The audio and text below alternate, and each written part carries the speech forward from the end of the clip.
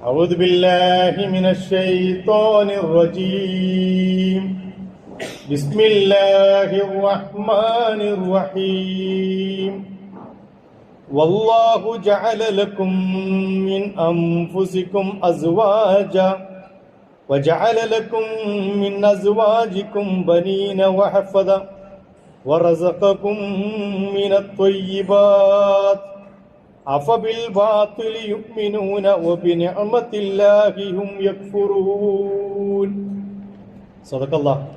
صدق الله مولانا العظيم وصدق وبلغ رسوله النبي الكريم ونحن على ذلك من الشاهدين الشاكرين والحمد لله رب العالمين.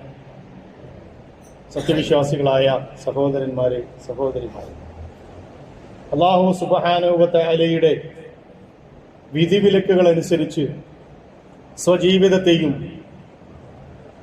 തൻ്റെ കുടുംബത്തെയും ഇസ്ലാമിൻ്റെ ചട്ടക്കൂടിനകത്ത് നിന്ന് വാർത്തെടുക്കുന്ന സത്യവിശ്വാസികളുടെ കൂട്ടത്തിൽ ഉൾപ്പെടണമെന്ന് ആദ്യമേ എന്നെയും പിന്നീട് നിങ്ങളിൽ ഓരോരുത്തരെയും വസിയ്യത്ത് ചെയ്യുന്നു. അള്ളാഹു അതിനുള്ള തൗഫീഖ് നൽകി നമ്മെ അനുഗ്രഹിക്കുമാറാകും. കഴിഞ്ഞ ആഴ്ചയിൽ ഒരു മുസ്ലിം വീട്, ഇസ്ലാമികമായ ഒരു ഗൃഹം എങ്ങനെ ആയിരിക്കണം ഭൂമിയിൽ ഉണ്ടാകേണ്ടത് എന്നതിനെ കുറിച്ച് ചില കാര്യങ്ങൾ നമ്മൾ പറഞ്ഞു വെച്ചു. ഭൂമിയും ആകാശവും ഇഹലോകവും പരലോകവും തമ്മിൽ അള്ളാഹുവിൻ്റെ ഈ വീട് എങ്ങനെ ബന്ധപ്പെട്ട് നിൽക്കുന്നു എന്നതും പറഞ്ഞു. രണ്ട് വീടുകളാണ് സത്യവിശ്വാസികൾക്ക് അള്ളാഹു ഓഫർ ചെയ്തിട്ടുള്ളത്.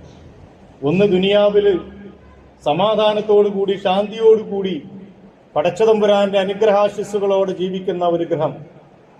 അങ്ങനെ ജീവിച്ച് മരിച്ചുപോയ ആളുകൾക്ക് നാളെ പരലോകത്ത് അമസാക്കിന ത്വയ്യിബ, ഏറ്റവും ഉത്തമമായ ഗ്രഹം പരലോകത്ത് സ്വർഗത്തിൽ അല്ലാഹു നൽകും എന്നും വാഗ്ദാനം ചെയ്തിട്ടുണ്ട്. അതിനുണ്ടായിരിക്കേണ്ട ഗുണഗണങ്ങളും സവിശേഷതകളുമാണ് നമ്മൾ പറഞ്ഞത്. അതിനോട് ചേർത്ത് വെച്ചുകൊണ്ട് പറയേണ്ട ചില കാര്യങ്ങൾ കൂടി പറയാനാണ് ഈ സന്ദർഭം ഞാൻ ഉപയോഗപ്പെടുത്തുന്നത്. ഒരു മുസ്ലിം വീട് എന്ന് പറയുന്നത്, ഒരു മുസ്ലിമിന്റെ വീട് എന്ന് പറയുന്നത് 4 ചുറ്റുമതിലുകൾക്കുള്ളിൽ തളച്ചിടപ്പെടുന്ന അല്ലെങ്കിൽ അടച്ചുപൂട്ടപ്പെടുന്ന ഒരു വീടിന്റെ സങ്കല്പമല്ല. ഇന്ന് പലപ്പോഴും നമ്മുടെ വീടുകൾ അങ്ങനെയാണ്. ആർക്കും പ്രവേശനമില്ലാത്ത, ആരാലും കടന്നു വരാൻ സാധാരണ രീതിയിൽ പറ്റാത്ത വൻമതിലുകളാൽ ചുറ്റപ്പെട്ട, പടുകൂറ്റൻ ഗേറ്റുകളാൽ ചുറ്റപ്പെട്ട ഗ്രഹസമുച്ചയങ്ങളാണ് പലപ്പോഴും നമുക്കുള്ളത്. അതുകൊണ്ട് തന്നെ ആ വീടിന്റെ 4 ഭാഗത്തുള്ള ആളുകളുമായി പരസ്പര ബന്ധമെന്ന് പറയുന്നത് അന്യം നിന്നുകൊണ്ടിരിക്കുന്ന ഒരു സംഗതിയാണ്. പണ്ട് മദീനയിലെ ഒരു ജൂതന്റെ കഥ നമ്മളെപ്പോഴും പറയാറുണ്ട്. മദീനയിലെ മാർക്കറ്റിൽ സ്ഥലം വിൽക്കാൻ വന്ന ജൂതൻ, അയാൾക്ക് മദീനയുടെ ഒരു ഗ്രാമപ്രദേശത്തിൽ അല്പം സ്ഥലമുണ്ട്. അയാൾക്കത് വിൽക്കണം, വിറ്റിട്ടെന്തോ ആവശ്യമുണ്ട്. അയാൾ ആ സ്ഥലം വിൽപ്പന മാർക്കറ്റിൽ വന്നിട്ട് ഏലാൻ ചെയ്തു, പരസ്യം ചെയ്തു.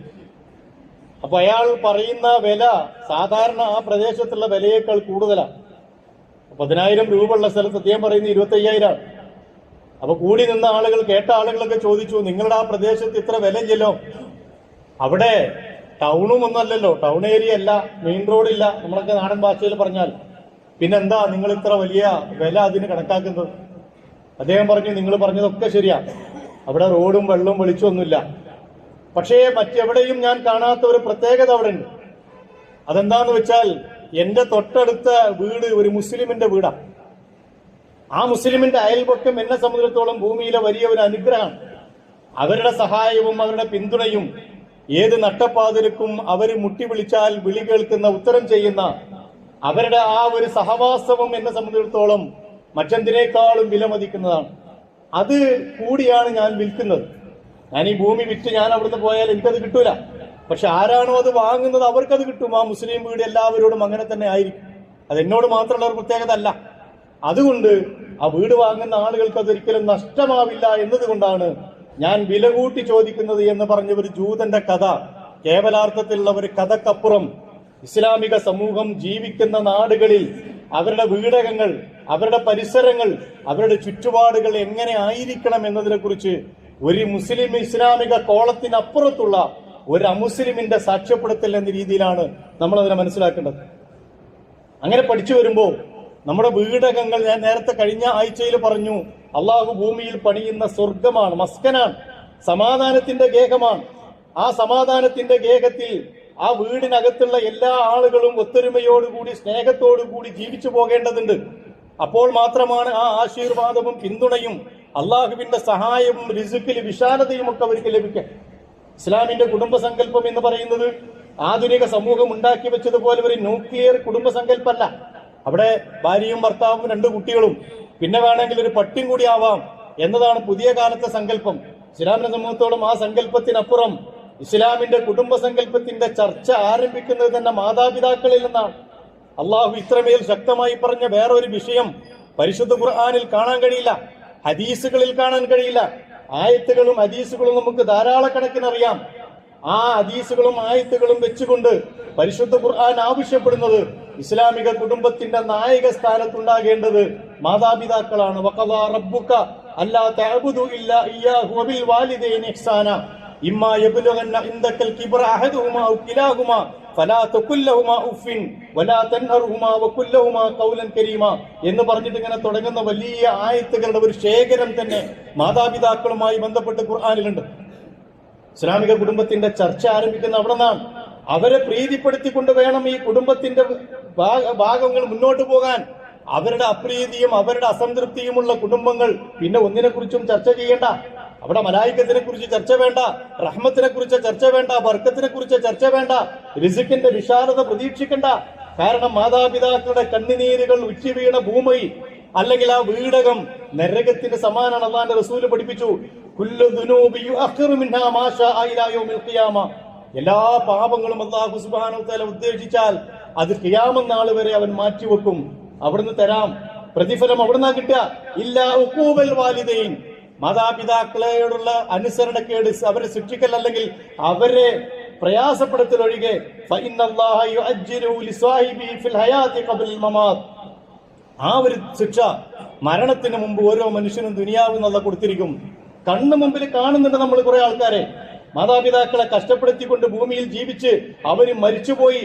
പിന്നീട് നമ്മൾ സാധാരണ പറയാറുണ്ടല്ലോ, ഉപ്പ് വെച്ച കലം പോലെയായ കുറെ മനുഷ്യന്മാർ കണ്ണുനീരിലൂടെ ജീവിച്ചുകൊണ്ടിരിക്കുന്ന, ഒന്ന് മാപ്പ് ചോദിക്കാൻ കഴിയാതെ ജീവിതം അങ്ങ് തള്ളി നീക്കിക്കൊണ്ടിരിക്കുന്ന കുറെ മനുഷ്യന്മാര് നമുക്കൊക്കെ പരിചയമുള്ളവരുണ്ട്. അത് എന്തുകൊണ്ടാ സംഭവിച്ചു വെച്ചാൽ അവർ മാതാപിതാക്കളെ വേണ്ടത്ര ശ്രദ്ധിച്ചില്ല.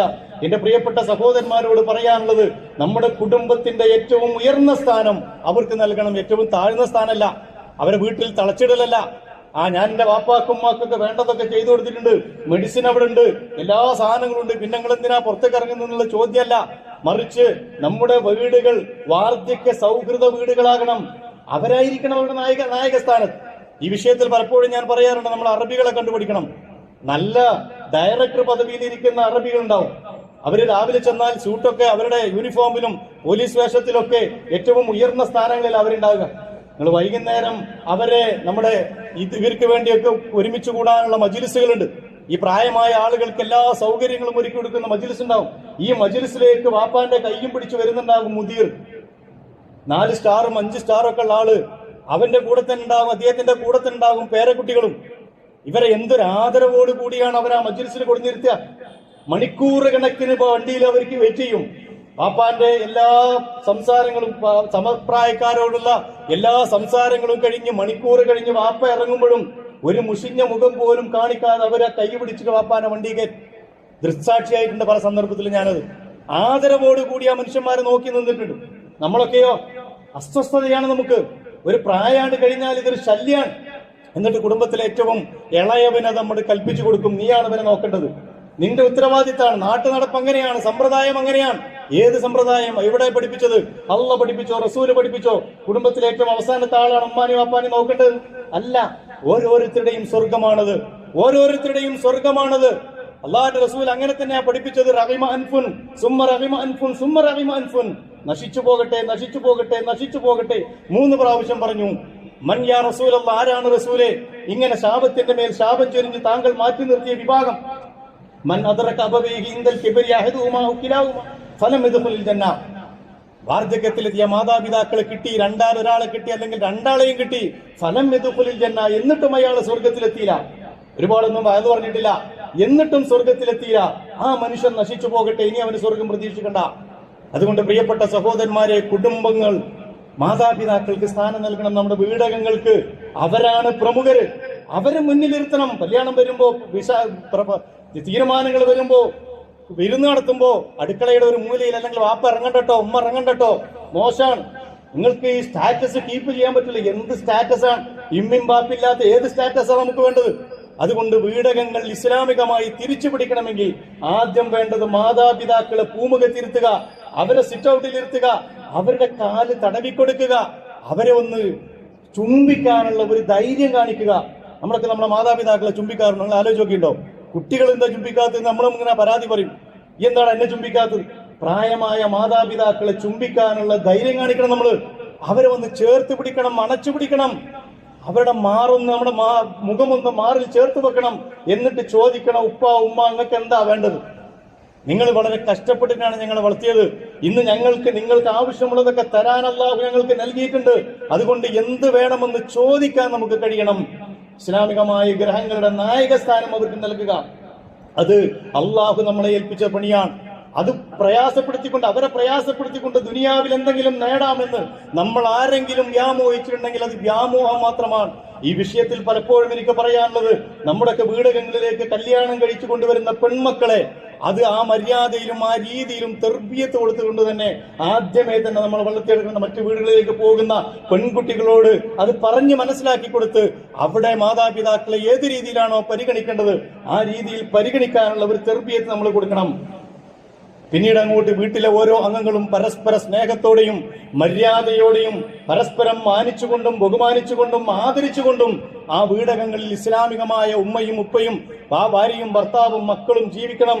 ഇദാ അറാദല്ലാഹു അസ്സ വജല്ല ബി അഹ്ലിൽ ബൈത്തി ഖൈറൻ, അല്ലാഹു സുബ്ഹാനഹു വ തആല ഒരു വീടിന് നന്മ ചെയ്യാൻ ഉദ്ദേശിച്ചാൽ അദ്ഖല അലൈഹിം റിഫ്, അവർക്ക് അല്ലാഹു സുബ്ഹാനഹു വ തആല വിനയം നൽകും.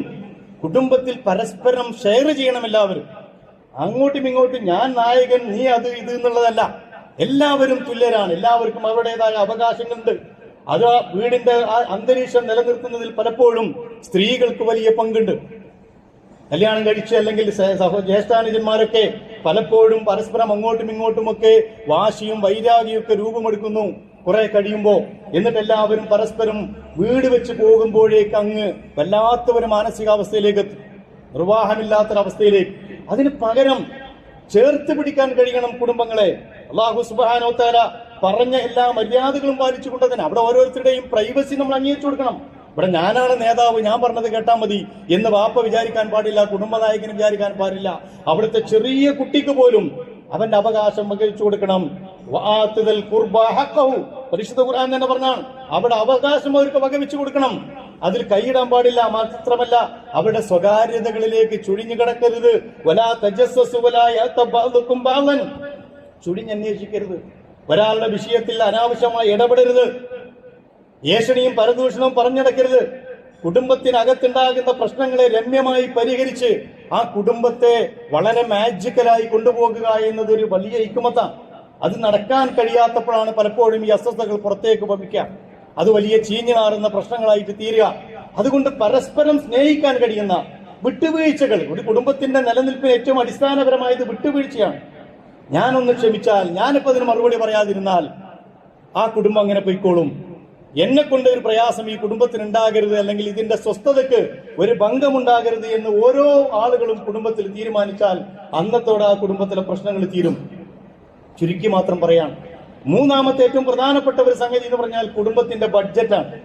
പലപ്പോഴും നമ്മൾ താളം തെറ്റിക്കുന്ന ഒരു സംഗതി അതാണ്. എന്റെ വരുമാനം എത്രയാണ് എന്ന് എന്റെ ഭാര്യ അറിയണം, എന്റെ മക്കൾ അറിയണം, എന്റെ മാതാപിതാക്കൾ അറിയണം, എന്റെ കുടുംബത്തിലെ ഓരോ അംഗം അറിയണം. അറിയിക്കാൻ പറ്റുന്നതാണെങ്കിൽ ആ രീതിയിലുള്ള ഒരു കൾച്ചർ അവർക്ക് പകർന്നു കൊടുക്കണം. ഇത്രേ നമുക്ക് വരുമാനമുള്ളൂ, അതിനനുസരിച്ച് വേണം നമ്മൾ ചെലവഴിക്കാൻ. 10 കിട്ടിയാൽ 20 ചെലവഴിക്കലല്ല കുടുംബത്തെ പഠിപ്പിക്കേണ്ടത്. ഈ വിഷയത്തിൽ പലപ്പോഴും ഗൾഫുകാർ പലപ്പോഴും പ്രതിക്കൂട്ടിലാണ് നിൽക്കുക. കുടുംബത്തെ പ്രയാസപ്പെടുത്തണ്ട, അസ്വസ്ഥപ്പെടുത്തണ്ട എന്ന് വിചാരിച്ച് അവര് 10 രൂപ ഉണ്ടെങ്കിൽ 20 ഇങ്ങോട്ട് അയക്കും. 10 രൂപ കടം വാങ്ങിയിട്ടാ. ഇവര് വിചാരിക്കുന്നത് എന്താണ്? ഇവന് 20 കിട്ടിയിട്ട് 10 അയച്ചിട്ടുള്ളൂ എന്നാണ് വിചാരിക്കുന്നത്. ആ രീതിയിൽ പോയി 10-20 കൊല്ലം അങ്ങനെ ജീവിച്ച അവസാനം വേറെറ്റി ഇങ്ങോട്ട് വരുമ്പോ അവിടെയും ഇല്ല ഹസറത്ത് ദുനിയാവുല്ല ആഖിറ, ദുനിയാവില്ല ആഖിറില്ലാത്ത കോലത്തിലേക്ക് പോകരുത്. എവിടെയാണെങ്കിലും, ഗൾഫിലാണെങ്കിലും നാട്ടിലാണെങ്കിലും കുടുംബത്തെ വല്ലദീന ഇദാ അൻഫഖൂ ലം യുസ്രിഫൂ വലം യഖ്തുറൂ വകാന ബൈന ദാലിക ഖവാമ. ചെലവഴിക്കുകയാണെങ്കിൽ അമിതമായി ചെലവഴിക്കരുത്, പിശുക്ക് കാണിക്കണ്ട. രണ്ടിനും ഇടയിൽ ഒരു മാർഗമുണ്ട്. ആ മാർഗമാണ് നമുക്കറിയാത്തത്. നമ്മളായിട്ട് ജീവിക്കാൻ വലിയ കുഴപ്പമൊന്നുമില്ല. പക്ഷേ എനിക്ക് എന്റെ അയൽവാസിയായിട്ട് ജീവിക്കാൻ, എന്റെ കുടുംബത്തിലെ ഏറ്റവും സമ്പന്നനായ ഒരാളെ പോലെ ജീവിക്കാൻ, അതുപോലെ കല്യാണം നടത്താൻ, അവന്റെ പോലെ വാഹനം വാങ്ങാൻ, അവനെ പോലെ വീടുണ്ടാക്കാൻ വലിയ പണിയാ. കാരണം ഞാൻ അത്ര ആയിട്ടില്ല എന്ന് എനിക്ക് തിരിയണം. അതുകൊണ്ട് അതിനനുസരിച്ച് വേണം ദൈൻ, കടം എന്ന് പറയുന്നത്. അള്ളാഹിന്റെ റസൂൽ ഇത്രമേൽ ശക്തമായി പറഞ്ഞ വേറെ ഒരു വിഷയമില്ല. വല്ലദീ നഫ്സു മുഹമ്മദിൻ ബിയദിഹി, മുഹമ്മദിന്റെ സല്ലല്ലാഹു അലൈഹി വസല്ലം ആത്മാവ് ആരുടെ കയ്യിലാണോ അവനാണ് സത്യം. ലൗ അന്ന റജുലൻ ഖുതില ഫീ സബീലില്ലാഹ്, ഒരു മനുഷ്യൻ അള്ളാഹിന്റെ മാർഗത്തിൽ ഷഹീദായി, സുമ്മ ആശ, പിന്നെയും അയാൾ ജീവിച്ചു എന്ന് വെക്കുക. സുമ്മ ഖുതില, പിന്നെയും വധിക്കപ്പെട്ടു, സുമ്മ ആശ, പിന്നെയും ജീവിച്ചു. എന്നിട്ടോ വഅലൈഹി ദൈനുൻ, അങ്ങനെയൊക്കെ മരിച്ചപ്പോഴും ഒരാൾക്ക് കടണ്ടെങ്കിൽ മാ ഉദ്ഖുലുൽ ജന്നത ഹത്താ യുഖദാ ദൈനുഹു, അവന്റെ കടം വീട്ടുന്നത് വരെ അവൻ സ്വർഗ്ഗത്തിലേക്ക് കയറൂല. എന്നാലോചിച്ച് വേറൊരു റസൂൽ പറഞ്ഞു, അബ്ദുല്ലാഹി ഇബ്നു അംർ അൽ-ആസ് റിപ്പോർട്ട് ചെയ്യുന്ന ഹദീസിൽ, അന്ന റസൂലുള്ളാഹി സ്വല്ലല്ലാഹു അലൈഹി വസല്ലം ഖാല യുഗ്ഫറു ലിശഹീദിൻ കുല്ലു ദംബിൻ ഇല്ല ദൈൻ. ഒരു ഷഹീദിന്, അള്ളാഹിന്റെ മാർഗത്തിൽ രക്തസാക്ഷിയായ ഒരു മനുഷ്യന് എല്ലാ പാപങ്ങളും അള്ളാഹു പുറത്തു കൊടുക്കും, ഇല്ല ദൈൻ, കടമല്ലാതെ. നമ്മളെ കുടുംബങ്ങൾക്ക് വല്ല പേടിയുണ്ടോ കടം വാങ്ങുന്നതിനെ കുറിച്ച്? കടം വാങ്ങുന്നത് എന്താ കുഴപ്പമെന്നാ? EMI അടച്ചാ പോരെ. ഇനി ഒരു റുപ്യം കയ്യിലില്ലാതെ നമുക്ക് ഇതൊക്കെ കിട്ടും. പരിശുദ്ധ ഖുർആനിലെ ഏറ്റവും വലിയ ആയത്ത് ഏതാണെന്ന് അറിയും? സൂറത്തുൽ ബഖറയിൽ 282 ആയത്ത്, ഒരൊറ്റ പേജാ. ആ ആയത്തിന്റെ പേര് തന്നെ ആയത്തു ദൈൻ എന്ന.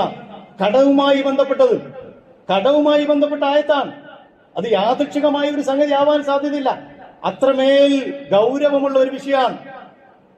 അതുകൊണ്ടാണ് ഖുർആൻ മരണാനന്തര സ്വത്തിനെ കുറിച്ച് പറഞ്ഞപ്പോഴൊക്കെ ഒരു പദം ആവർത്തിച്ച് പറഞ്ഞിട്ടുണ്ട്, മിൻ ബഅദി വസിയ്യത്തിൻ യൂസി ബിഹാ ഔ ദൈൻ. അയാൾ വസിയ്യത്ത് ചെയ്ത് എന്തെങ്കിലും ഉണ്ടെങ്കിൽ അതും അയാളുടെ കടവും വീട്ടിയിട്ട് വേണം എന്ത് ചെയ്യാൻ, അനന്തരാവകാശം കൊടുക്കാൻ. നമ്മൾ ആള് മരിക്കാൻ കാത്തിക്കാണ് അനന്തരാവകാശം. അയാൾക്ക് വല്ല കടമുണ്ടെങ്കിൽ പള്ളിയിൽ ഒരു കോമൺ ആയ ഒരു അനൗൺസ്മെന്റ് ആണ്, എന്താ, അതുകൊണ്ട് തീരുന്ന നല്ല വിഷയം തീർത്തു എന്ന് ഉറപ്പുവരുത്തണം. അങ്ങനെ ചെയ്യുന്നതിൽ കുഴപ്പമൊന്നുമില്ല, അതേ ചെയ്യാൻ പറ്റുള്ളൂ, ആ സമയത്ത് അതേ നടക്കുള്ളൂ. പക്ഷേ തീർത്തു എന്ന് ഉറപ്പുവരുത്താനായി ഏറ്റെടുത്ത വ്യക്തിക്ക് ഇസ്ലാമികമായ ബാധ്യതയുണ്ട് എന്ന് മനസ്സിലാക്കണം. അതുകൊണ്ട് കടവുമായി ബന്ധപ്പെട്ട് വീടകങ്ങളിൽ കടമില്ലാത്തൊരു വീട്, അതാണ് നമ്മൾ സാധാരണ പറയല്, രാത്രി ഉറക്കം കളയും, പകല് അഭിമാനവും കളയും. കാരണം അങ്ങാടിയിൽ നിന്ന് വെച്ചിട്ടായിരിക്കും ചോദിക്കുക, രാത്രി നാളെ എന്നോട് കൊടുക്കാനുണ്ടല്ലോ എന്ന് വിചാരിച്ചിട്ട്, അല്ലെങ്കിൽ EMI അടക്കാനുണ്ടല്ലോ എന്ന് വിചാരിച്ചിട്ട് ഉറക്കം കിട്ടൂല. റസൂലുള്ളാഹി സ്വല്ലല്ലാഹു അലൈഹി വസല്ലമയുടെ ഹദീസാ, രാത്രി ഉറക്കം നഷ്ടപ്പെടുത്തും, പകല് നിന്റെ അഭിമാനത്തെ നഷ്ടപ്പെടുത്തും. അതുകൊണ്ട് പരമാവധി കൂടി ആലോചിച്ചിട്ട് പറയണം. നമ്മൾ കടം വാങ്ങിയിട്ട് വീട് വെക്കണ്ട, കടം വാങ്ങിയിട്ട് കല്യാണം നടത്തണ്ട. ഒരു 5-6 വിഭവങ്ങൾ ഇല്ലാത്ത ഒരു കല്യാണത്തിന് നമ്മൾ പോയാൽ ഒരു ബിരിയാണി മാത്രമേ ഉള്ളൂ, നമ്മൾ ആരെങ്കിലും പറഞ്ഞിരിക്കണോ ഓൻ വളരെ മോശം ചെയ്ത്? ഇല്ല. അതും കഴിച്ചിട്ട് നമ്മൾ പറയും അൽഹംദുലില്ലാ നല്ല ഭക്ഷണമായിരുന്നു. ഇനി 5-10 കൊടുത്താലും എന്താ പറയാ, ഒരു 5 തരം 6 തരം കൊടുത്താലും പറയും ഇതൊക്കെ തന്നെ പറയുന്നത് കുഴപ്പമില്ലായിരുന്നു എന്നേ പറയുള്ളൂ. അപ്പൊ മനുഷ്യന്റെ അവസ്ഥകൾ മനസ്സിലാക്കിക്കൊണ്ട് ഒരു വിശ്വാസിയെ സംബന്ധിച്ചോളം ഏത് സമയത്തും അവനെ മരണം പിടികൂടും. ആ മരിച്ചു പോകുമ്പോൾ കുറെ ആളുകൾക്ക് കൊടുക്കാനുള്ള ഒരു അവസ്ഥയിലാണെങ്കിൽ ഖബറിലോ മഹ്ശറിലോ അവന്റെ കാര്യത്തിൽ ഒരു തീരുമാനം ഉണ്ടാകൂല എന്ന് നമ്മൾ പ്രത്യേകമായി മനസ്സിലാക്കേണ്ടത്. അതുകൊണ്ട് സാമ്പത്തികമായ അച്ചടക്കം പ്രത്യേകമായി തന്നെ ശ്രദ്ധിക്കണം. മറ്റൊന്ന്, ഇസ്ലാമികമായ വീട് എന്ന് പറയുന്നത് കേവലം ആ ഒരു 4 കെട്ടിനകത്തല്ല, മറിച്ച് വീട് പ്രകാശം ചെയ്യേണ്ടതുണ്ട്. പുറത്തേക്ക് അതിന്റെ പ്രകാശം വരണം. അതിൽ ഏറ്റവും പ്രധാനപ്പെട്ടത് അയൽവാസികളുമായി ബന്ധപ്പെട്ടതാണ്. അയൽവാസികളെ കുറിച്ച് അള്ളാഹുവിന്റെ റസൂലും പരിശുദ്ധ ഖുർആനും പഠിപ്പിച്ചത് വേറെ തന്നെ പ്രത്യേകമായി നമ്മൾ പറയേണ്ടതാണ്. വഅബ്ദുല്ലാഹ വലാ തുശ്രികൂ ബിഹി ശൈഅ, നീ അള്ളാഹുവിന് ഇബാദത്ത് ചെയ്യണം, ആ ഇബാദത്തിന്റെ കൂടെ ഒന്നിനെയും പങ്കു ചേർക്കരുത്. വബിൽ വാലിദൈനി ഇഹ്സാന, മാതാപിതാക്കൾക്ക് നന്മ ചെയ്യണം. വബിദിൽ ഖുർബ, കുടുംബങ്ങളോട് നന്മ കാണിക്കണം. വൽ യതാമ, അനാഥകളോട്. വൽ മസാകീൻ, അഗതികളോട്. വൽ ജാരിദിൽ ഖുർബ, അടുത്ത അയൽവാസിയായ കുടുംബങ്ങളുണ്ടെങ്കിൽ അവനോട്. വൽ ജാരിൽ ജുനുബ്, കുടുംബം നല്ല അന്യരാണ് എന്നാൽ ആ അയൽവാസിയോടും. വസ്വാഹിബി ബിൽ ജം, നിന്നോട് എപ്പോഴും സഹവസിക്കുന്ന ആളുകളോട്. വബ്നിസ് സബീൽ, വഴിയാത്രക്കാരോട്. വമാ മലകത ഈമാനുക്കും, അടിമകളോട്. ഇവരോടൊക്കെ നീ നന്മ ചെയ്യണം. ഇന്നല്ലാഹ ലാ യുഹിബ്ബു മൻ കാന മുഖ്താലൻ ഫഖൂർ, പെരുമ നടിക്കുന്ന പൊങ്ങച്ചം നടിക്കുന്ന ആളുകൾ അല്ലാഹു ഒരിക്കലും ഇഷ്ടപ്പെടൂല. അല്ലാഹുവിന്റെ റസൂലിന്റെ എത്ര ഹദീസാന്ന് പറയുന്നത് അയൽവാസിയുമായി ബന്ധപ്പെട്ട് റസൂലുള്ളാഹി സ്വല്ലല്ലാഹു അലൈഹി വസല്ലം ധാരാളക്കണക്കിന് ഹദീസുകൾ. വല്ലാഹി ലാ യുഅ്മിൻ, 3 വട്ടം പറഞ്ഞു അല്ലാഹുവാണ് സത്യം, അവൻ വിശ്വാസി അല്ല തന്നെ. ആരാ? ഖീല മൻ യാ റസൂലല്ലാഹ്, ആരാണ് റസൂലെ ഈ 3 പ്രാവശ്യം വിശ്വാസിയല്ല വിശ്വാസിയല്ല എന്ന് പറയുന്ന ആൾ? ഖാല അല്ലദീ ലാ യുഅ്മിനു ജാറുഹു ബവായിഖു. എന്റെ ഉപദ്രവത്തിൽ നിന്ന് എന്റെ അയൽവാസി സുരക്ഷിതനല്ലെങ്കിൽ ഞാൻ വിശ്വാസിയല്ല. എന്നെ കൊണ്ട് എന്റെ അയൽവാസിക്ക് നിൽക്കണ്ടില്ല, അയാൾ അയൽവാസി ആയതുകൊണ്ട് കുടുങ്ങി നിൽക്കുകയാണ് എന്ന് പറയലാണ്. എന്റെ അയൽവാസി സർട്ടിഫിക്കറ്റ് തരണമെങ്കിൽ ഞാൻ മുമ്പിനല്ലാണ്. ഞാൻ സർട്ടിഫിക്കറ്റ് ഉണ്ടാക്കിയപ്പോൾ ഞാൻ ഭയങ്കര ഉഷാറാ. കണ്ടില്ലേ, ഞാൻ ഓനോട് ഇതിലൂടെയാണ് പോകാൻ പറഞ്ഞിട്ടുണ്ട്. ഇതിലൂടെ എന്റെ വളപ്പ് കൂടെ ചാടിയിട്ട് ഒരു 2 അടി വഴി കൊടുത്താൽ മതി, അത് കൊടുക്കൂല. ഇനി വഴി കൊടുക്കുകയാണെങ്കിൽ നമ്മൾ എന്താ ചെയ്യുക? 2 ലക്ഷം കൊടുത്ത് 10 ലക്ഷം കിട്ടിയാലേ കൊടുക്കുള്ളൂ. എന്നിട്ട് ഇങ്ങനെ അത് പറയും, ഞാൻ കൊടുത്തു. എങ്ങനെ കൊടുത്തു? 2 ലക്ഷത്തിന്റെ സ്വത്ത് 10 ലക്ഷത്തിനാണ് കൊടുത്തത്. എന്നിട്ട് മേനി പറയാൻ, നിന്റെ ഉപദ്രവത്തിൽ നിന്ന് നിന്റെ അയൽവാസി സർട്ടിഫിക്കറ്റ് തരണം, ഇയാളെ കൊണ്ട് എനിക്ക് ഉപദ്രവമില്ല, എന്നാലേ വിശ്വാസിയാകൂ എന്നാണ് അള്ളാന്റെ റസൂൽ പഠിപ്പിക്കുന്നത്. അതുകൊണ്ട് അയൽപക്ക മര്യാദകൾ പാലിക്കാത്ത അള്ളാന്റെ റസൂൽ ഈ പറഞ്ഞ ഹദീസുകളിലൊക്കെ ഒരു പ്രത്യേകത എന്താ അറിയോ? മൻകാന യുഅ്മിനു ബില്ലാഹി വൽ യൗമിൽ ആഖിർ. ആരെങ്കിലും അള്ളാഹുവിലും അന്ത്യദിനത്തിലും വിശ്വസിക്കുന്നുണ്ടെങ്കിൽ ഫൽയുക്രിം ജാറുഹു, അതിഥിയെ അയൽവാസിയെ ബഹുമാനിക്കട്ടെ. പിന്നെയും പറഞ്ഞു, മൻകാന യുഅ്മിനു ബില്ലാഹി വൽ യൗമിൽ ആഖിർ, അള്ളാഹുവിലും അന്ത്യദിനത്തിലും വിശ്വസിക്കുന്നുണ്ടെങ്കിൽ ഫൽയുഹ്സിൻ ഇലാ ജാരിഹി, അയൽവാസിക്ക് നന്മ ചെയ്യണം. പിന്നെയും പറഞ്ഞു, മൻകാന യുഅ്മിനു ബില്ലാഹി വറസൂലി ഫലാ യുഅ്ദിൻ ജാറുഹു, അയൽവാസി ഉപദ്രവിക്കരുത്, നന്മ ചെയ്യണം, അവനോട് ഉപദ്രവം ചെയ്യരുത്, അവനിൽ നിന്ന് അവനെ ആദരിക്കണം, ബഹുമാനിക്കണം. വീട്ടിൽ ഭക്ഷണം ഉണ്ടാക്കിയാൽ, കറി ഉണ്ടാക്കിയാൽ ഒരല്പം വെള്ളം ചേർത്തിട്ട് കൊടുക്കാൻ പറ്റുമെങ്കിൽ കൊടുക്കണം എന്നാണ് റസൂല് പഠിപ്പിച്ചത്. എന്ന് മാത്രമല്ല, മറ്റൊരിക്കൽ റസൂല് വല്ലാത്തൊരു പറച്ചിൽ പറഞ്ഞു. എന്താ പറഞ്ഞത്? മാസാല ജിബ്രീൽ യൂസീനി ബിൽ ജാർ, അയൽവാസിയെ കുറിച്ച് ജിബ്രീലിനോട് ഇങ്ങനെ പറഞ്ഞുകൊണ്ടേയിരിക്കുകയാണ്. അതാ ലനന്തു അന്നഹു സയുവരിസു, എന്റെ അനന്തരാവകാശം അവനുണ്ട് എന്നിട്ടിപ്പോ ജിബ്രീൽ പറയോ എന്ന് ഞാൻ പേടിച്ചു പോയി. അത്രയും ഗൗരവത്തിൽ ജിബ്രീൽ എന്നോട് ഇങ്ങനെ അയൽവാസിയെ കുറിച്ച് പറഞ്ഞുകൊണ്ടിരിക്കുകയാണെന്ന് റസൂലുള്ളാഹി സ്വല്ലല്ലാഹു അലൈഹി വസല്ലം. പ്രിയപ്പെട്ട സഹോദരന്മാരെ, ഒരു മുസ്ലിം വീട്, ഞാൻ നേരത്തെ പറഞ്ഞ ജൂതൻ അതാ സാക്ഷ്യപ്പെടുത്തിയത്, സർട്ടിഫിക്കറ്റ് കൊടുത്തത് ജൂതനാണ്. ആരാണ് ആ മുസ്ലിം എന്ന് ചരിത്രത്തിൽ ആരും രേഖപ്പെടുത്തിയിട്ടില്ല. ഏതായിരുന്നു ആ മുസ്ലിം കുടുംബം എന്ന് എവിടെയും രേഖപ്പെടുത്തിയിട്ടില്ല. പക്ഷേ അള്ളാഹുവിന്റെ കോടതിയിൽ ആ സ്വർഗത്തിൽ ഭവനം നൽകുന്ന കൂട്ടത്തിൽ ആ പേര് അള്ളാഹ് രജിസ്റ്റർ ചെയ്തു. കാരണം സാക്ഷ്യപ്പെടുത്തിയത് അന്യനായ ജൂതനായ അമുസ്ലിം സഹോദരനാണ്. ആ ഒരു അർത്ഥത്തിലേക്ക് നമ്മുടെ വീടുകൾ മാറണം. ഏറ്റവും ചെറിയ ആയത്ത് സൂറത്താണല്ലോ, ഒന്ന് ഓതി നോക്കണം. അതിന്റെ അവസാനത്തിൽ ഒരു വാചകമുണ്ട്, വയം നഊനൽ മാഊൻ, ചെറിയ ചെറിയ ഉപകാരങ്ങൾ തടയുന്നവൻ. എവിടേക്ക് അതിന്റെ പോക്ക്? ദീനിനെ കളവാക്കിയവരെ കണ്ടില്ലേ? ദീനില്ലാത്തവനെ കണ്ടോ? ദീനിനെ തള്ളിക്കളഞ്ഞവരെ കണ്ടോ? അവന്റെ പോക്ക് അവസാനം വയം നഊനൽ മാഊൻ, ചെറിയ ചെറിയ ഉപകാരങ്ങളെ തടയുന്നവനാണ് അവൻ. ഉണ്ടോന്ന് വെച്ചാൽ ഉപ്പില്ല, ഇവിടെ ഇരിക്കുന്നുണ്ട്. പഞ്ചസാര ഉണ്ടോന്ന് വെച്ചാൽ ഇല്ല. തക്കാളി ഉണ്ടോ? ഇല്ല. കാരണം വില കൂടുതലാണ് തക്കാളി. കൊടുക്കാൻ പറ്റുമെങ്കിൽ കൊടുക്കണം. എല്ലാം കൂടി നമുക്കില്ലാതെ കൊടുക്കണമെന്ന് പറഞ്ഞതിനർത്ഥമില്ല. മറിച്ച് ഇതൊക്കെ കാണുന്ന മലായിക്കത്തും അള്ളാഹുമുണ്ട് എന്ന ധാരണയോടുകൂടി പല സന്ദർഭത്തിലും നമ്മളൊക്കെ പറയാറുണ്ട്, അയൽപക്കം നന്നായാൽ പകുതി കഴിഞ്ഞു പരിപാടി. കാരണം എന്താ? ഏത് സമയത്തും എനിക്ക് അവരെന്ന് വിളിച്ചാൽ എന്ത് സഹായത്തിനും ഏത് നട്ടപ്പാതിരക്കും അവർ വരും എന്ന ഒരു പ്രതീക്ഷയുള്ള കുടുംബമാകണം. പ്രത്യേകിച്ചും അമുസ്ലിങ്ങളാണ് നമ്മളെ ചുറ്റിലും താമസിക്കുന്നതെങ്കിൽ, അത് മുസ്ലിങ്ങളാണെങ്കിൽ ചെയ്യേണ്ടെന്നല്ലേ പറഞ്ഞു നടത്തട്ടോ. മറ്റൊരു ഇസ്ലാമികമായ ദാവത്തിന്റെ ഒരു മുഖം കൂടി അതിന് വരുന്നത് കൊണ്ടാണ്. അതുകൊണ്ട് അയൽപക്ക ബന്ധങ്ങളെ ആ ഗൗരവത്തോടു കൂടി തന്നെ നമ്മൾ സൂക്ഷിക്കുകയും അവർക്ക് ചെയ്തു കൊടുക്കാവുന്ന ഉപകാരങ്ങൾ, അത് വഴിയാണെങ്കിലും വെള്ളമാണെങ്കിലും വെളിച്ചമാണെങ്കിലും പുല്ലാണെങ്കിലും സഹായമാണെങ്കിലും കൈപിടിക്കലാണെങ്കിലും കറിയാണെങ്കിലും ഒന്നവരെ പരിഗണിക്കണം. നിങ്ങൾ ലോകത്ത് ആരെ പരിഗണിച്ചിട്ടില്ലെങ്കിലും അവരെ പരിഗണിക്കണമെന്ന് അള്ളാഹ് പറഞ്ഞതാണ്, അള്ളാഹിന്റെ റസൂല് പഠിപ്പിച്ചതാണ്. അത് ആ രീതിയിൽ തന്നെ കാണണം. മറ്റൊന്ന്, മുസ്ലിം വീട് എന്ന് പറയുന്നത് അത് ഒരു ചവർ കൂട്ടിയിടുന്ന ചവറുകൂനയാകാൻ പാടില്ല. ഒരു മുസ്ലിം വീട്ടിലേക്ക് മലായിക്കത്തുകൾക്ക് ഏത് സമയത്തും വരാൻ പറ്റണം. അതിനുള്ള വൃത്തിയും വെടുപ്പും അടുക്കും ചിട്ടയും വേണം.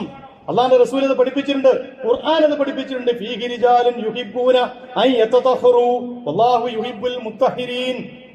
അവരെ കൂട്ടത്തിൽ ചില മനുഷ്യന്മാരുണ്ട്, അവര് യുഹിബ്ബൂന അൻ യതതഹറു, അവര് വൃത്തിയാക്കാൻ, വെടിപ്പും വൃത്തിയുള്ളതായി സൂക്ഷിക്കാൻ ആഗ്രഹിക്കുന്നു. വല്ലാഹു യുഹിബ്ബുൽ മുത്തഹിരീൻ, അള്ളാഹു വൃത്തിയുള്ളവരെ ഇഷ്ടപ്പെടുന്നവനാണ്. ഇന്നല്ലാഹ ത്വയ്യിബുൻ യുഹിബ്ബു ത്വയ്യിബ, റസൂൽ പഠിപ്പിച്ചു. അള്ളാഹു വളരെ വൃത്തിയുള്ള പരിശുദ്ധനാണ്. ആ പരിശുദ്ധി അള്ളാഹു ഇഷ്ടപ്പെടുന്നു. നളീഫുൻ യുഹിബ്ബുൻ നളാഫത, അള്ളാഹു വൃത്തിയുള്ളവനാണ്, വൃത്തിയെ ഇഷ്ടപ്പെടുന്നു. ഫനളിഫു അഫ്നിയത്തുക്കും, എന്നിട്ട് റസൂൽ പറഞ്ഞു, നിങ്ങളുടെ വീടകങ്ങളെ നിങ്ങൾ വൃത്തിയാക്കി സൂക്ഷിക്കണം. അതിനൊരു അടുക്കും ചിട്ടയും വേണം. വീട്ടിൽ കയറി ചെന്നാൽ വല്ല മാർക്കറ്റിലേക്ക് ചെന്ന പോലെ ആകരുത്. അതൊക്കെ സ്ത്രീകളും ഇത് ഞാൻ ഈ സ്ത്രീകളെ പറ്റി പറയുമ്പോൾ തെറ്റിദ്ധരിക്കരുത്. പുരുഷന്മാരിൽ നിന്ന് എന്നിട്ട് എന്നെ ഏൽപ്പിച്ച കുറേ പണിയാണത്, അത് ചെയ്യണമെന്നല്ല.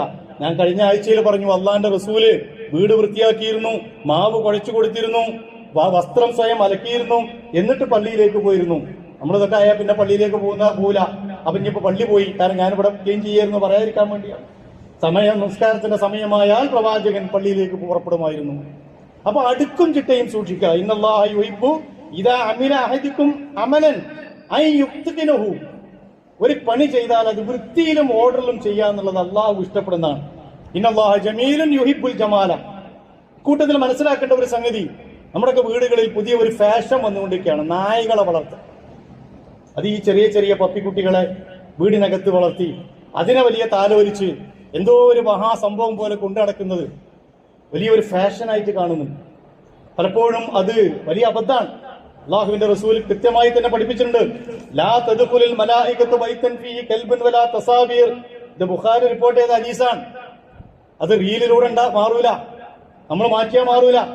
ബുഖാരി റിപ്പോർട്ട് ചെയ്ത ഹദീസാണ്. മലായികത്ത് പ്രവേശിക്കൂല ഫീഹി ബൈതൻ ഫീഹി കൽബുൻ വലാ തസാബീർ. നായകളുള്ള വീട്, ചിത്രങ്ങളുള്ള വീട്, ആവശ്യത്തിനും അനാവശ്യത്തിനും ചിത്രങ്ങൾ പതിച്ചു വെച്ച് അങ്ങനെ ശുദ്ധമാക്കി ബ്യൂട്ടിഫൈ ചെയ്യുന്ന വീടുകൾ ശ്രദ്ധിക്കണം. മൃഗങ്ങളുടെയോ മറ്റോ ചിത്രങ്ങൾ ഉണ്ടാവാതെ ശ്രദ്ധിക്കുക, മനുഷ്യരൂപങ്ങൾ ഉണ്ടാകാതെ ശ്രദ്ധിക്കുക. വീടിനകത്ത് പട്ടിയെ വളർത്തരുത്. വളർത്തുകയാണെങ്കിൽ വേറെ കൂടുണ്ടാക്കിയിട്ട് വേറെ വളർത്തണം. അങ്ങോട്ട് വരൂല മലായികത്തുകൾ. എന്നിട്ട് പ്രത്യേകം പറഞ്ഞു, അസ്രായിൽ ഒഴികെ. അസ്രായിൽ വരൂ കേട്ടോ. ഇനി പട്ടി വളർത്തിയ അസ്രായിൽ വരില്ല വിചാരിച്ചിട്ട് പട്ടിനെ വളർത്താൻ നിൽക്കണ്ട. അസ്രായിൽ സമയമാകുമ്പോൾ വരും. പക്ഷെ അതിന്റെ കൂടെ റഹ്മത്തിന്റെ മലായികത്തുകൾ ആ വീട്ടിലേക്ക് പ്രവേശിക്കൂല. അതുകൊണ്ട് ഫാഷനുകളൊക്കെ ആവാം, പക്ഷെ അതൊക്കെ ഇസ്ലാമിന്റെ ചട്ടക്കൂടിനകത്ത് നിന്നുകൊണ്ട് ചെയ്യാൻ പറ്റണം.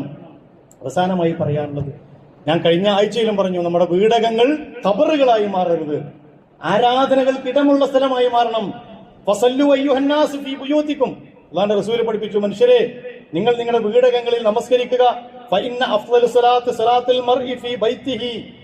ഒരു മനുഷ്യൻ നമസ്കരിക്കുന്ന നമസ്കാരങ്ങളിൽ ഏറ്റവും പ്രധാനപ്പെട്ടത് അവന്റെ വീട്ടിലെ നമസ്കാരമാണ്. ഇല്ലൽ മക്തൂബ, ഫർള് നമസ്കാരങ്ങൾ ഒഴികെ. അത് ഞാൻ അവിടെ നമസ്കരിക്കാൻ നിൽക്കണ്ട, അത് പള്ളിക്ക് പോരണം. ഫർള് നമസ്കാരങ്ങൾ ഒഴികെ ഉള്ള നമസ്കാരങ്ങളിൽ ഏറ്റവും ശ്രേഷ്ഠമായത് സ്വന്തം വീടകത്തിൽ നമസ്കരിക്കുന്നതാണ്. സുന്നത്ത് അവിടെ നമസ്കരിക്കുന്നതാണ്, തഹജ്ജുദ് അവിടെ നമസ്കരിക്കാം. സുന്നത്ത് നമസ്കാരങ്ങൾ, ദുഹാ നമസ്കാരം, അങ്ങനെയുള്ള എല്ലാ നമസ്കാരങ്ങളും അവിടെ വീട്ടിൽ മലായികത്തുകൾക്ക് വരാനുള്ള അവസരങ്ങൾ ഉണ്ടാക്കണം. ഖുർആൻ പാരായണത്തെ കുറിച്ച് നമ്മൾ പറഞ്ഞു, അല്ലാഹുവിന്റെ റഹ്മത്തിന്റെ മലായികത്തുകൾ ഇറങ്ങണം. ആ രീതിയിൽ ഇപ്പൊ സ്ത്രീകളൊക്കെ വീട്ടിൽ നമസ്കരിക്കുകയാണെങ്കിൽ ഒരാൾ ആ മൂലയിൽ, ഒരാൾ ഈ മൂലയിൽ, മറ്റൊരാൾ ഈ മൂലയിലും, ഒരേ സമയത്ത് മൂന്നാൾ മൂന്ന് മൂലയിലും നമസ്കരിക്കും. മൂന്നാളും കൂടി ജമാഅത്തായിട്ട് നമസ്കരിച്ചാൽ 24 ഇരട്ടി കൂലി കിട്ടും. അങ്ങനെ പഠിപ്പിക്കണം നമ്മൾ. ആ രീതിയിൽ മക്കളെ ഒന്ന് ട്രെയിൻ ചെയ്ത് നോക്കി ആ മക്കൾ നന്നാവും. നമസ്കാരത്തിൽ ചിട്ട പഠിപ്പിച്ച്, ഖുർആൻ പാരായണത്തിൽ ചിട്ട പഠിപ്പിച്ച്, വീട്ടിലേക്ക് കയറി വരുമ്പോൾ സലാം ചെല്ലാൻ പഠിപ്പിച്ച്, ഇറങ്ങിപ്പോകുമ്പോൾ സലാം ചെല്ലാൻ പഠിപ്പിച്ച്, വീട്ടിലേക്ക് ആരെങ്കിലും മുതിർന്നവർ വരുമ്പോൾ എഴുന്നേൽപ്പിക്കാൻ പഠിപ്പിച്ച്, അവരോട് സംസാരിക്കാൻ പഠിപ്പിച്ച്, ഈ രീതിയിലുള്ള മര്യാദകൾ നമ്മൾ ആദ്യം കാണിക്കുകയും നമ്മളെ മക്കളെ പഠിപ്പിക്കുകയും ചെയ്താൽ ഒരു തലമുറയെ കുറിച്ച് നമ്മൾ പേടിക്കണ്ട. അതൊക്കെ പേടിക്കേണ്ടി വരുന്ന എപ്പോഴാന്ന് വെച്ചാൽ ഇതൊന്നും ഉണ്ടാവില്ല. ഇതൊന്നും ഇല്ലാത്ത രീതിയിൽ, ഇതൊന്നും ഇല്ലാതിരിക്കലാണ് നിലവിലുള്ള സാമൂഹിക ക്രമം എന്ന് തെറ്റിദ്ധരിച്ചവരാണോ നമ്മളെന്ന് സംശയിച്ചു പലപ്പോഴും. അതുകൊണ്ട് എന്റെ പ്രിയപ്പെട്ട സഹോദരന്മാരെ, മുസ്ലിം വീടുകൾ അള്ളാഹുവിന്റെ അനുഗ്രഹം വിളയുന്ന വീടുകളാണ്. അള്ളാഹുവിന്റെ റഹ്മത്ത്, ബർക്കത്ത് ഇതൊക്കെ കിട്ടേണ്ട വീടുകളാണ്. ആ അർത്ഥത്തിലുള്ള ഒരു വീട് ആയിത്തീരണമെങ്കിൽ പടച്ചതമ്പുരാൻ അനുഗ്രഹം അവിടെ ഉണ്ടാകണം. അവിടെ എപ്പോഴും ആ സാന്നിധ്യം അള്ളാഹുവിന്റെ, ഏതൊരാൾ വന്നാലും അയാളെ സ്വീകരിക്കാൻ, പ്രത്യേകിച്ചും കുടുംബ ബന്ധങ്ങളൊക്കെ ചേർക്കുന്നതിൽ വലിയ സ്ഥാനമുണ്ട് വീടുകൾക്ക്. ഇവിടെ വിളിക്കുമ്പോൾ ഞാനൊന്നാണ്ട് വരാൻ നിൽക്കുന്നുണ്ട് എന്ന് പറഞ്ഞാൽ വീട്ടിലാണെങ്കിലും പറയും, ഞാൻ ഇപ്പം അങ്ങാടിക്ക് ഇറങ്ങാൻ നിൽക്കുകയാണ്, ഇപ്പൊ വരണ്ടേ, പിന്നെ പോരും. നമ്മൾ എവിടേക്കും പോകില്ല, ആരും ഇങ്ങോട്ട് വരാനും നമ്മൾ സമ്മതിക്കില്ല. അങ്ങനെ ആവരുത്. എല്ലാവരെയും ചേർത്ത് പിടിക്കുന്ന ഗ്രഹാങ്കണങ്ങൾ, പരസ്പര വിശ്വാസമുള്ള ഗ്രഹങ്ങൾ, പരസ്പരം സ്നേഹിക്കുന്ന ഗ്രഹങ്ങൾ, ബഹുമാനിക്കുന്ന ഗ്രഹങ്ങൾ, അവിടെ അള്ളാഹുവിന്റെ റഹ്മത്തുണ്ടാകും. ഒരൽപ്പമേ ഭക്ഷണമുള്ളുവെങ്കിലും അതിൽ റിസ്ക് വിശാലമാക്കി അള്ളാഹു നൽകും. ആ വീട്ടിൽ പട്ടിണി ഉണ്ടാവില്ല. ആ വീട്ടിൽ അള്ളാഹുവിന്റെ ഒരു എല്ലാ പരീക്ഷണങ്ങളിലും അള്ളാഹു അവരെ രക്ഷിക്കും. അത്ഭുതകരമായ രീതിയിൽ അവരുടെ പ്രയാസങ്ങൾ അള്ളാഹു ദൂരീകരിച്ചു കൊടുക്കും. പടച്ച തമ്പുരാൻ അത്തരത്തിലുള്ള ഒരു വീട് സെറ്റ് ചെയ്യാൻ നമുക്ക് തൗഫീഖ് നൽകി അനുഗ്രഹിക്കുമാറാകട്ടെ. അഖൂലു ഖൗലി ഹാദാ അസ്തഗ്ഫിറുല്ലാഹ ലി വലക്കും വലിജമീഇൽ മുസ്ലിമീന വൽ മുഅ്മിനീൻ അജ്മഈന യാ റബ്ബൽ ആലമീൻ.